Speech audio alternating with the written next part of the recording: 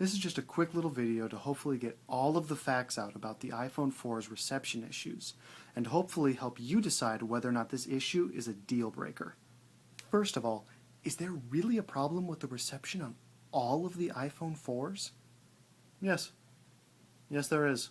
A detailed report has come out, I'll put a link in the description, that shows that when you hold the phone incorrectly, it can incur a signal strength drop of up to 24 decibels.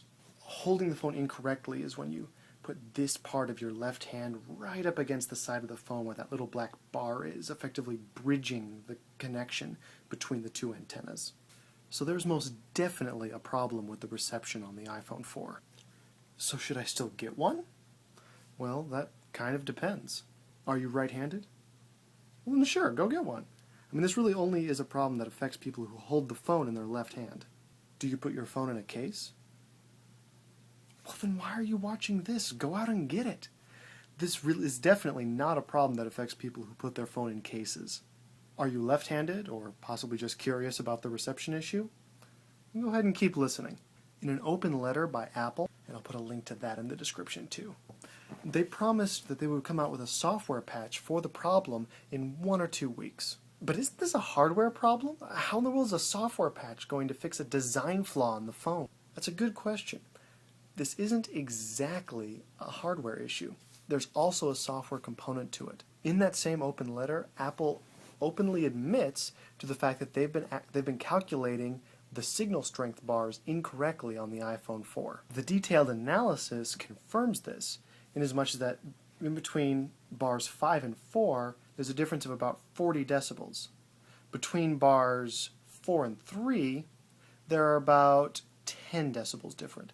And between bars 3 and 2, they're about 2 decibels different. So what was happening for most people was that they would get right on that little edge between the 4th bar and the 5th bar, showing that they had all full bars of service, and then they would do that 24 decibel signal drop, which would take them all the way down to about 1. So a software fix is coming that will show us exactly how much reception we actually have on the iPhone 4. Well, until Apple either fixes the problem or gives me a new bumper case, I'm just going to keep a hold of my old iPhone. At least it can make a phone call. While that's a nice idea, it does come with one tiny flaw. Because of how the antenna is designed with the whole antenna on the outside of the phone part, even with the 24 decibel signal drop, the reception is still better than the 3GS. This is thanks to the improvements made to the iPhone 4's antenna, giving it the ability to pick up a wider range of signal strengths. And that means fewer dropped calls. Meaning that if you were having problems with dropped calls on your 3GS, but didn't want to upgrade to the iPhone 4 because you were afraid that that problem would get even worse, then don't. It's actually much, much better on the iPhone 4. Now in the end, obviously this is still your decision.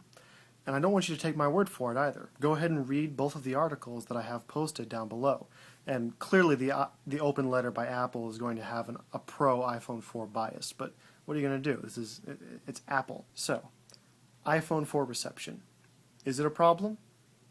Yes and no. Yes, in that there is a physical design flaw in the iPhone 4, which, when the phone is held wrong, causes there to be a 24 decibel drop in signal strength. But even with that 24 decibel drop, it still has better reception than the 3GS. So in the meantime, we can look forward to that software update that'll be coming in a couple of weeks, and let's just hope that next time Apple hires a few left-handed people to be beta testers.